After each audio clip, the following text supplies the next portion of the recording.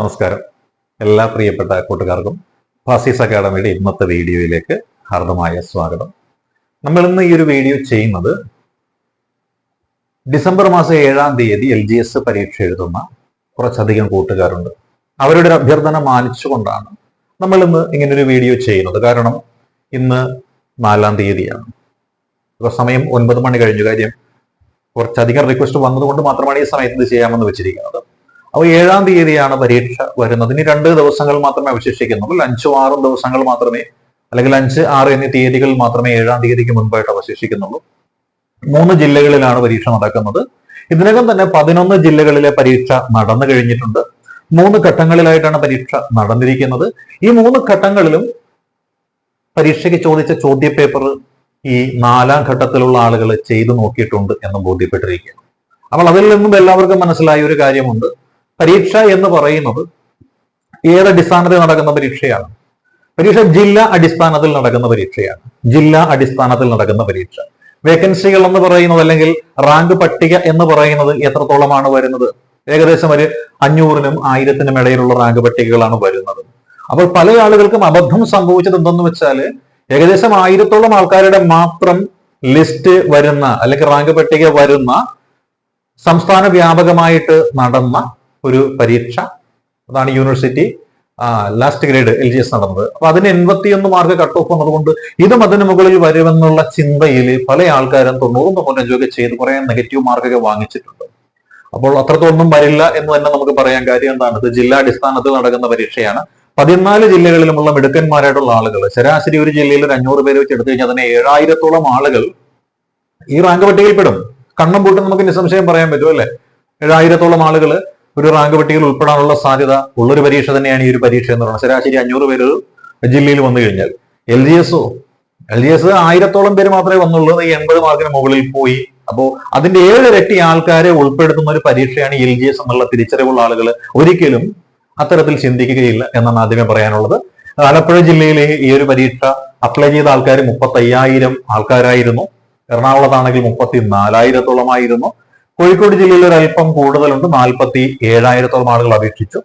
ഇനി കൺഫർമേഷൻ കൊടുത്ത് ഈ ഒരു പരീക്ഷ എഴുതാമെന്ന് പബ്ലിക് സർവീസ് കമ്മീഷൻ അറിയിച്ച ആൾക്കാരുടെ എണ്ണം നോക്കിയാൽ 23,000 പേരാണ് ആലപ്പുഴയിലുള്ളത്. എറണാകുളത്ത് ഏകദേശം 23,000, 5-6 ആളുടെ വ്യത്യാസം മാത്രമേ ഉള്ളൂ.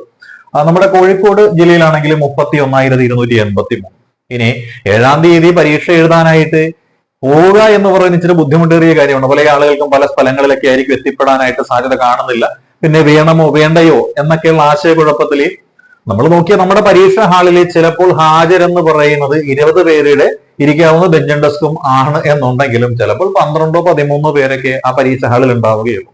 അപ്പൊ തന്നെ 60% ആൾക്കാർ മാത്രമേ ഇവിടെ ഉണ്ടാവുകയുള്ളൂ എന്ന് പറഞ്ഞു കഴിഞ്ഞാൽ, ആലപ്പുഴയിൽ ഒരു 18,000-ഓളം ആളുകളായിരിക്കും പരീക്ഷ എഴുതുക.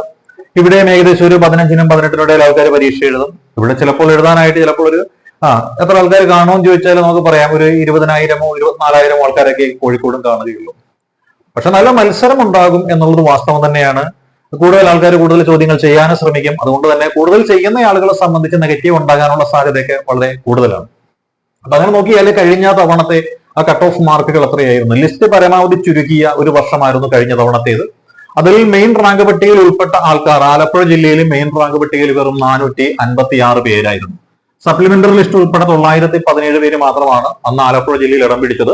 അതായത് 68.33 മാർക്ക് നേടിയ ആളുകൾ എന്ന് പറയുന്നത് വെറും 456 പേര് മാത്രമായിരുന്നു എന്നുള്ളതാണ് അറിയേണ്ടത്. ഇനി നമ്മുടെ എറണാകുളം ജില്ല നോക്കിക്കഴിഞ്ഞാൽ, എറണാകുളം ജില്ലയിൽ മെയിൻ റാങ്ക് പട്ടികയിൽ ഉൾപ്പെട്ട ആൾക്കാർ 796 പേര് മാത്രമായിരുന്നു. അവർക്ക് ലഭിച്ച മാർക്ക് എന്ന് പറയുന്നത് 66 മാർക്ക് ആയിരുന്നു. അവർക്ക് ആ ബെഞ്ച് മാർക്കായിട്ട് വന്ന മാർക്ക് എന്ന് പറയുന്നത്. ഇനി കോഴിക്കോട് ജില്ലയിൽ നമ്മൾ നോക്കിയാൽ 802 പേരാണ് ആ മെയിൻ റാങ്ക് പട്ടികയിൽ ഉൾപ്പെട്ടിരുന്നത്. അവിടെ വന്ന കട്ട് ഓഫ് മാർക്ക് എന്ന് പറയുന്നത് 72 മാർക്കാണ്. ഇത്തവണയും കോഴിക്കോട് ജില്ലയിൽ കട്ട് ഓഫ് മാർക്ക് കൂടുവാനുള്ള സാധ്യതയുണ്ട്. കാരണം ഇപ്പോൾ ഒരു ട്രെൻഡ് വെച്ച് നോക്കിക്കഴിഞ്ഞാൽ നമുക്ക് മനസ്സിലാക്കാൻ സാധിക്കുന്നത്, മലബാർ മേഖലയിലുള്ള ജില്ലകള് ഈ ഒരു പബ്ലിക് സർവീസ് കമ്മീഷന്റെ പരീക്ഷകൾക്ക് കൂടുതൽ ആളുകൾ അപേക്ഷിക്കുന്നു. അതേപോലെ തന്നെ കൂടുതൽ ഉയർന്ന കട്ട് ഓഫ് മാർക്കുകൾ വരുന്നു. നല്ല ഉയർന്ന കോമ്പറ്റീഷൻ അവിടെ കാണുന്നുണ്ട്. അതുകൊണ്ട് ഈ പറയുന്ന ജില്ലകളിലെ കട്ട് ഓഫ് മാർക്കുകൾ എന്ന് പറയുന്നത് ഏകദേശം കഴിഞ്ഞ തവണത്തേതിന്റെ താഴത്ത് വരില്ല എന്ന പ്രതീക്ഷയിൽ തന്നെ മുന്നോട്ട് പോവുക. കൂടിപ്പോയാൽ ഒരു 2-3 മാർക്കുകളുടെ വ്യത്യാസം ചിലപ്പോൾ വരാനുള്ള സാധ്യതയുണ്ട്. അപ്പോൾ ആലപ്പുഴ ജില്ലയിലൊക്കെ ആണെന്നുണ്ടെങ്കിൽ ഒരു 70 മാർക്കൊക്കെ നിങ്ങൾക്ക് ചെയ്യാൻ സാധിച്ചു കഴിഞ്ഞാൽ ചിലപ്പോൾ റാങ്ക് പട്ടികയിൽ വരാനായിട്ട് സാധിക്കും. ഒരു 75-നകത്ത് മാർക്ക് ഉണ്ടെങ്കിൽ ഉറപ്പായിട്ടും ഉണ്ടാകുമെന്നൊക്കെ നമുക്ക് പ്രതീക്ഷിക്കാം. പരീക്ഷ ടഫ് ആണെന്നുണ്ടെങ്കിൽ ചിലപ്പോൾ അതിലും കുറയാം അല്ലെ. അപ്പൊ ഏകദേശം ഒരു 70 മുതൽ 75 മാർക്ക് വരെ ഈ ഒരു പരീക്ഷയ്ക്ക് സ്കോർ ചെയ്യാൻ സാധിച്ചു കഴിഞ്ഞാൽ 100% റാങ്ക് പട്ടികയിൽ വരുമെന്ന് തന്നെ നമുക്ക് പ്രതീക്ഷിക്കാം. പിന്നെ പരീക്ഷ വളരെ ഈസി ആണെന്നുണ്ടെങ്കിൽ ഒരുപാട് ആളുകൾ കൂടുതൽ ചോദ്യങ്ങൾ ചെയ്യും, അതുവഴി വലിയ ആളുകൾക്ക് നെഗറ്റീവ് വരും. പരീക്ഷ വളരെ കടുപ്പമേറിയ പരീക്ഷയാണെന്നുണ്ടെങ്കിൽ അറിയുന്നത് ചെയ്തു പോരുന്ന ആൾക്കാർ ചിലപ്പോൾ 60% ഒക്കെ ആയിരിക്കാം നല്ല മാർക്കായിട്ട് വരുന്ന പരീക്ഷ കടുപ്പമുള്ളതാണെങ്കിൽ.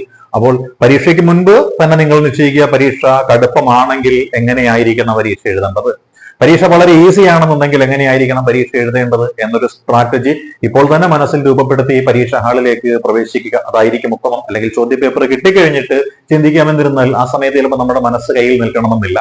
കടുകട്ടിയായ ചോദ്യപേപ്പറാണ് നിങ്ങൾക്ക് ലഭിക്കുന്നതെങ്കിൽ നിങ്ങൾ ഒരുവിധം നന്നായി പഠിക്കുന്ന ഒരാളാണെന്നുണ്ടെങ്കിൽ എല്ലാവർക്കും പരീക്ഷ കടുപ്പമേറിയതായിരിക്കും. അതാദ്യം മനസ്സിലാക്കുക. അപ്പോൾ അതനുസരിച്ച് യുക്തിപൂർവ്വം പരീക്ഷ ചെയ്യുകയാണ് വേണ്ടത്. അപ്പോൾ 7-ാം തീയതി പരീക്ഷ എഴുതാൻ പോകുന്ന എന്റെ എല്ലാ പ്രിയപ്പെട്ട കൂട്ടുകാർക്കും ആശംസകൾ നേരുന്നു. All the best.